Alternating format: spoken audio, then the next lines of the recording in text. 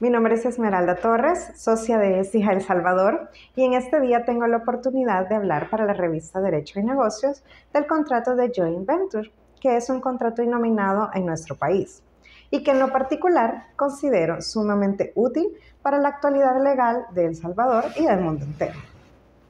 Pero vamos a comenzar con lo más básico, que es la clasificación de los contratos.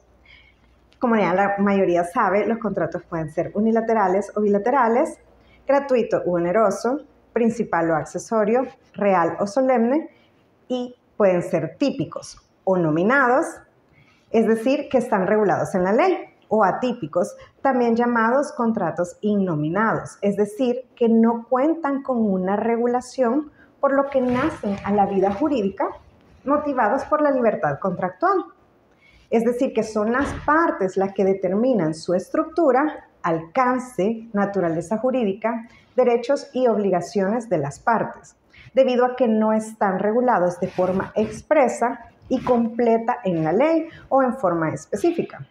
tal como lo establece Gastaldi cuando nos habla de los contratos innominados. Esto quiere decir que no basta con que los elementos o características del contrato estén previstos en diferentes cuerpos normativos para que sean considerados como un contrato típico o nominado, sino que para otorgarles esta clasificación, la regulación debe ser unitaria y encuadrar todos sus elementos en un solo contrato típico. Pero debemos preguntarnos, ¿qué nos ha llevado a la creación de estos contratos innominados o atípicos? La permanente evolución humana, los cambios e innovaciones en las relaciones económicas, la revolución tecnológica, la expansión económica, las renovadas necesidades del tráfico mercantil y el cambio que día a día opera en la vida del comercio. Todos estos elementos ejercen influencia sobre los contratos típicos, cuya estructura legal se ve modificada y además todos estos elementos determinan la aparición y proliferación de las relaciones contractuales que no están previstas por los cuerpos normativos o los textos legales y que dan nacimiento a estas nuevas figuras contractuales, por lo que los clásicos contratos típicos resultan insuficientes para dar solvencia a estas necesidades legales, ya que el derecho legislado siempre lleva cierto atraso con las realidades. Debido a lo antiguo de nuestros cuerpos normativos, tanto del Código Civil como del Código de Comercio, son numerosos los supuestos de los contratos innominados que se aplican cada vez con más frecuencia en la vida de los negocios. Entonces, ¿cómo vamos a saber en un contrato innominado cuáles son las cosas de su esencia, las de su naturaleza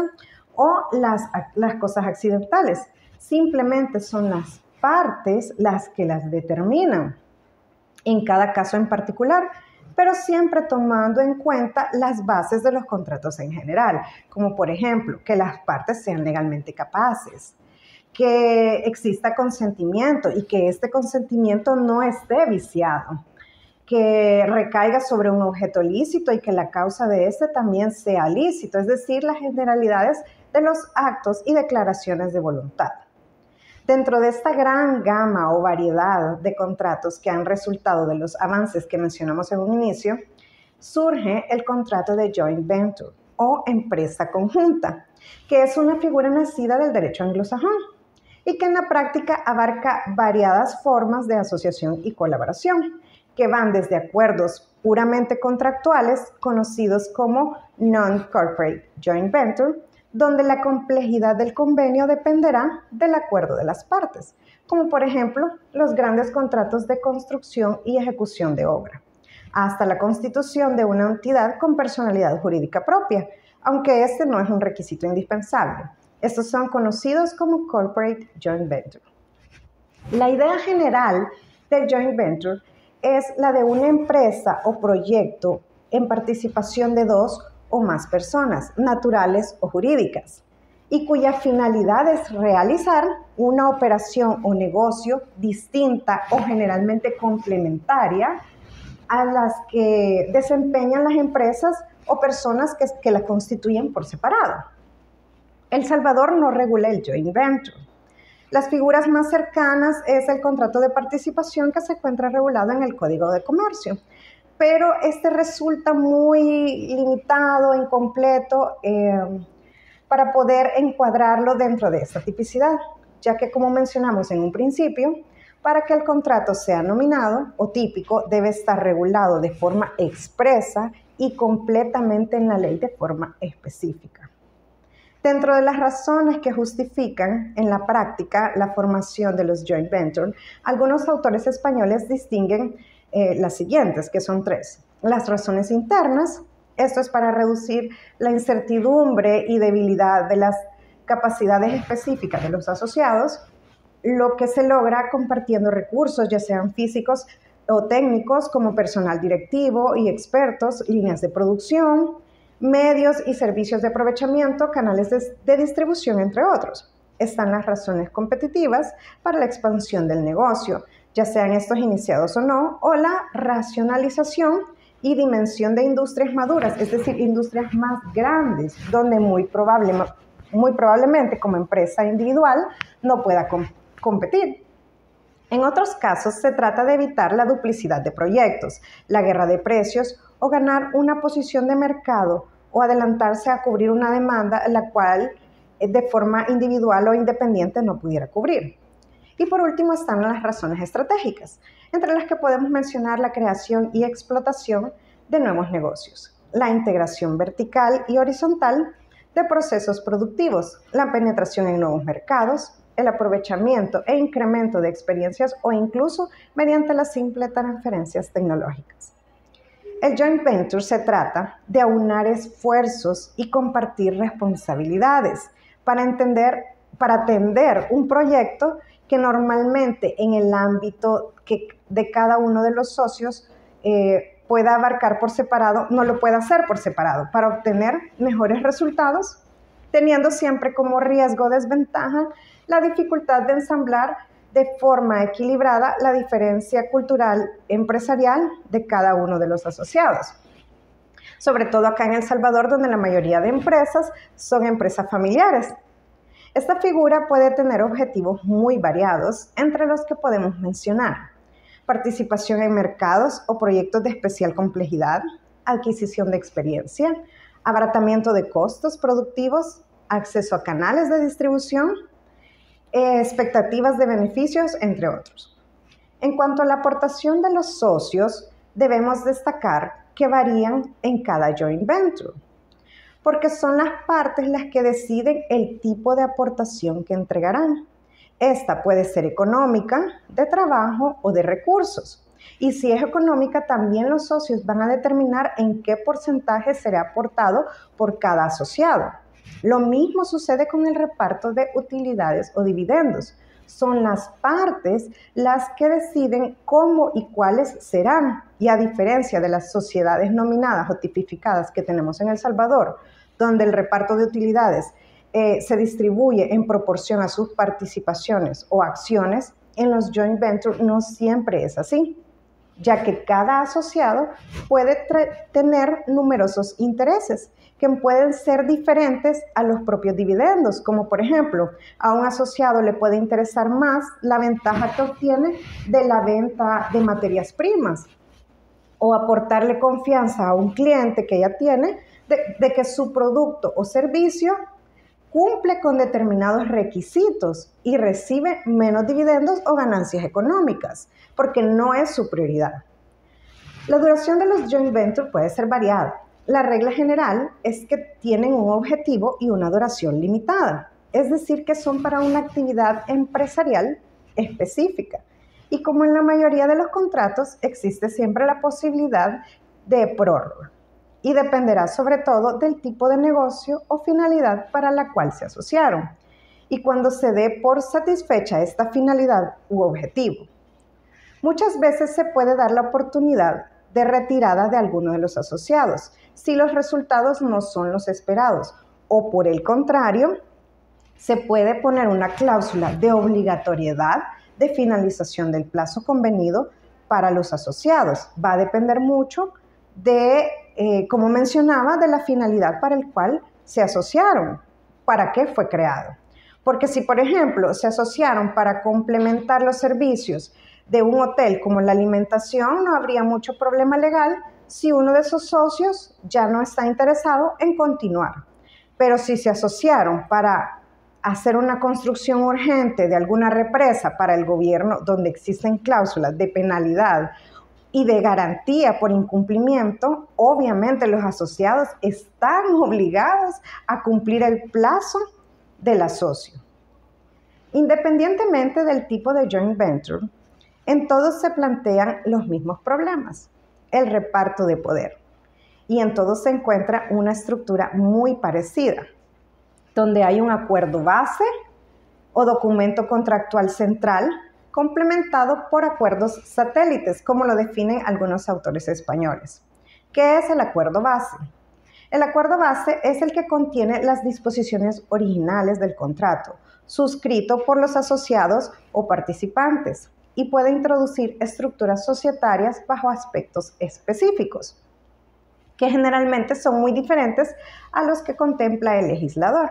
Es decir, que contiene las bases de la negociación, sus objetivos, la organización y en general todos los acuerdos de la libre voluntad de las partes. ¿Y cuáles son los acuerdos satélites? Estos son como un grupo de contratos que puede tener más detalle o son más específicos en el desarrollo de la ejecución, mientras que el acuerdo base contiene los grandes principios, por lo que cualquiera de los acuerdos satélites puede ser modificado sin afectar el acuerdo base o los demás acuerdos satélites. Podríamos decir que operan como la ley y el reglamento. A diferencia del acuerdo base, estos acuerdos satélites deben ser suscritos por la sociedad común o empresa conjunta. Por regla general, el reparto de poder se refleja proporcionalmente a las aportaciones realizadas por los asociados, pero la participación mayoritaria no implica forzosamente el control de la organización. Es decir, que pueden existir casos en los que el poder, el control y la dirección le queden reservados a alguno de los participantes que hayan aportado menos. Por ejemplo, si el que aportó menos es el que tiene la tecnología para la realización exitosa del negocio, es este el que puede tener el poder y control de la empresa conjunta. Suelen incorporarse a estos contratos cláusulas que concilien la igualdad de la gestión de la sociedad, es decir, que tengan igual de oportunidad de accesar a este poder. O también se puede dar que la gestión se le dé a un tercero, que sostiene esta misión de planificar las reglas de control del asocio, que es el famoso contrato de management, donde lo que se busca son las mejoras en la organización empresarial. Este órgano de gestión o de control específico, sea interno o tercerizado, dirige y manda sobre los órganos concebidos por el derecho societario que rige a los asociados, en caso de que sean sociedades constituidas bajo la ley de El Salvador. Podemos hablar también del contenido mínimo que deben tener los joint ventures, entre los que podemos mencionar el objeto, la administración del joint venture, identificación de las partes, el capital, posibilidad de la transmisión de las participaciones, acuerdos de no competencia, quórum necesario para adoptar los acuerdos, remuneración de los socios, pruebas y garantías de la fidelidad de los datos que cada socio ha presentado, derecho aplicable, reglas de liquidación y solución de conflictos, que en lo particular siempre me declino por el arbitraje. Una vez estructurado el contrato, ¿cuál es la flexibilidad de estos acuerdos?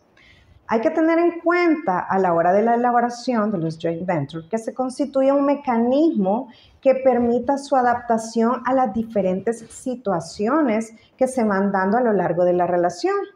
por lo que en aras de la supervivencia del contrato pueden incluirse o modificarse ciertas cláusulas por medio de una renegociación.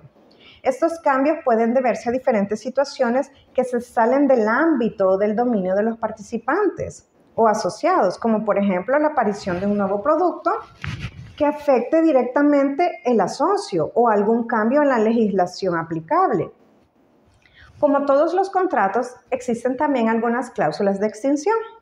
Entre las más comunes, pues tenemos la falta contractual de alguno de los asociados, la insolvencia o el desacuerdo entre las partes. Esta extinción se puede hacer por liquidación de la sociedad común o por la adquisición de la totalidad de las partes de uno de los asociados si son más de dos. Cualquiera que sea la causa y el modo de poner fin a este acuerdo del joint venture, debe existir reglas claras de liquidación. Asimismo, se debe determinar el destino que han de seguir los elementos materiales e inmateriales que se han concebido, como bienes inmuebles, materias primas,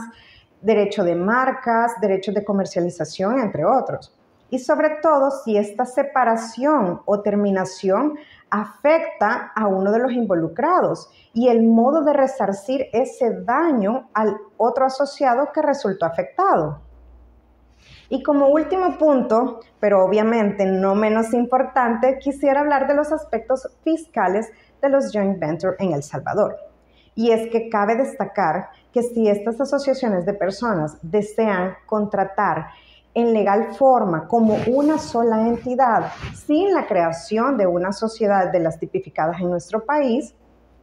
además de suscribir el contrato del joint venture con los elementos antes mencionados, deben constituir una unión de personas, conocidas como UDP. Esto para efectos únicamente tributarios, con las formalidades que exige la ley, es decir, que sean por escritura pública, que tengan un representante legal y que además estén inscritas en la administración tributaria. Esto sucede generalmente cuando se unen para prestar un servicio al gobierno o entidad que desea un servicio exclusivo y único de la asociación y no de los miembros independientes que la conforman. Por ley, la unión de personas están sujetas a todas las obligaciones tributarias como sujeto pasivo, ya sea como contribuyente o como responsable, tal como pagar el IVA. También existen excepciones a esta regla, donde el sujeto activo, es decir, el Estado, le concede ciertos beneficios fiscales o exenciones tributarias a las UDP. Y esto va a depender siempre del fin para el cual fueron creadas. Si los sujetos asociados al joint venture no desean facturar como un solo ente, ellos mismos deciden o determinan la forma en la que se le va a dar cumplimiento a las obligaciones tributarias y fiscales, respetando siempre la legislación que nos rige. El joint venture, en conclusión, es una alternativa muy eficaz para las nuevas formas de negocio, que viene a dar una solución viable a las necesidades comerciales actuales y que esperamos en un futuro cercano se encuentre tipificado y regulado para otorgarles mayor seguridad jurídica a las partes. Ha sido un verdadero placer poder ahondar un poco más en este tema tan interesante para mí y espero podamos detallarlo aún más o poder abordar otros temas que sean de su interés más adelante.